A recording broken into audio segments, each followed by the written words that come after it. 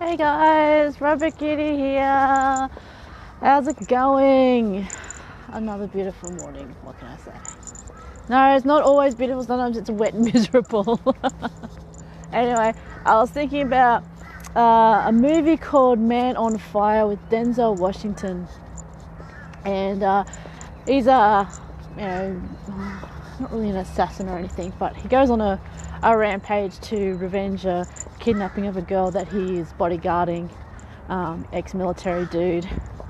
And there was a bit of it when he was training the girl to not be afraid of the starter gun for a swimming competition that she was having.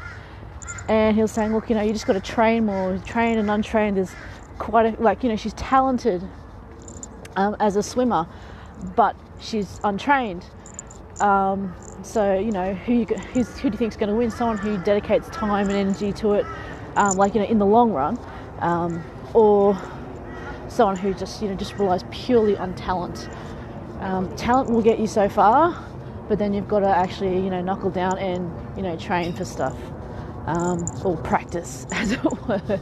And that's the same with anything. I mean, someone can be, socially very adept, and they will have a talent for talking with people and making people feel comfortable. But then if they lock themselves away and they don't socialise a lot with people, they can find it easier to get back in the swing of things, but then there'll still be a period of time when they will be awkward, they won't know what to say, the cues just won't be there, they won't recognise them, and it will take them a little bit longer to get back, and they won't quite be as what they were.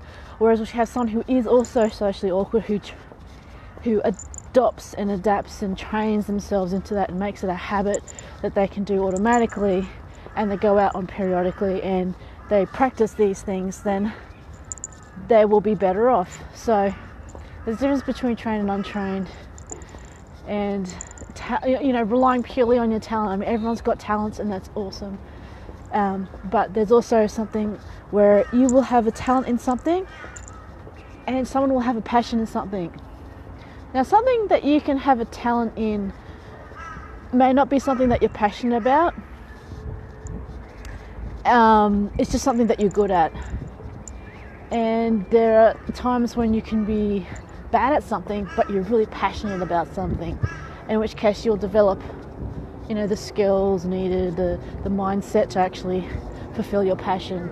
Now, that all comes down to determination, consistency.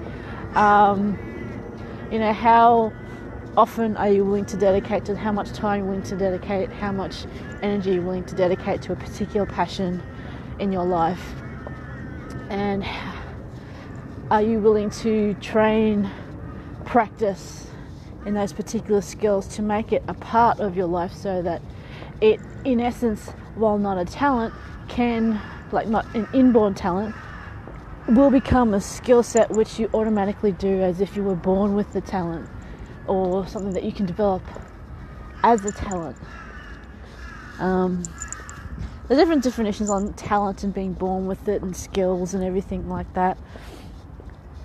But I guess here's the thing, do you have something that we've all had some things in life that we've been trained to do. Example, writing. Everyone's known how to write.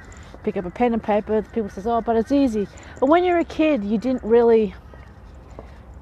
really taught that. You saw other people, you played with crayons, and then when you just sort of drew weird things, or things that you interpreted with whatever you had.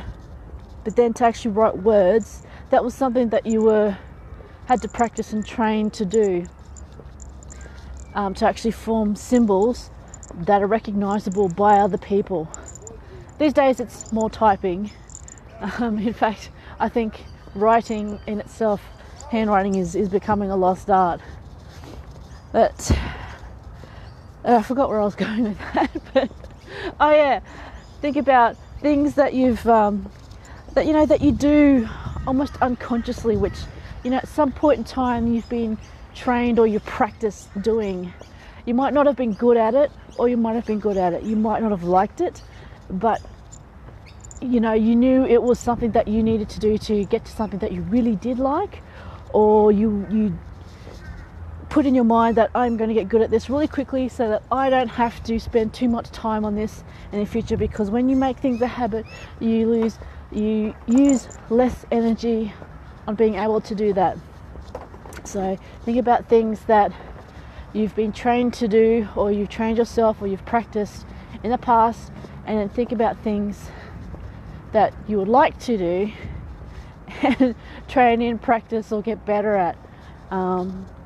Particularly if it's something that you're really passionate about. You can break it down into little things and things that you need to do or learn or practice. So there's that. I mean, last night I went to a friend who did makeup, Kima Creations.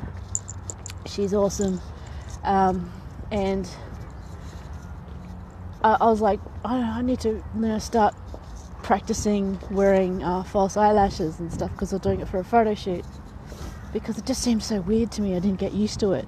But being able to get used to some things that you're going to be doing in the future, it kind of helps to do it every now and again. Doing photo shoots, wearing false eyelashes where it looks like, when you wear a cap with a really low visor, and it kind of obstructs some of your vision. I felt like that, except they were like these little caps over both of my eyes. That was a bit odd. But anyway, it was all fun, and getting used to different things, train, practice, make it a habit. Particularly if it's something that you don't like, make sure you can get it over and done with really quickly, because then you can get on to stuff that you do like. Okay? So Trained and Untrained. I do recommend watching Man on Fire. A bit sort of a violent movie, but the underlying basic principles there I kind of like. So anyways, hump day. Hope you have a good hump day. Don't get too down. Do something nice for yourself. Sit out in the sun for a little bit or something. Okay? Have a good cup of coffee. I think maybe I'll have a chai latte or something like that. Okay? See you guys. Bye. Love yous.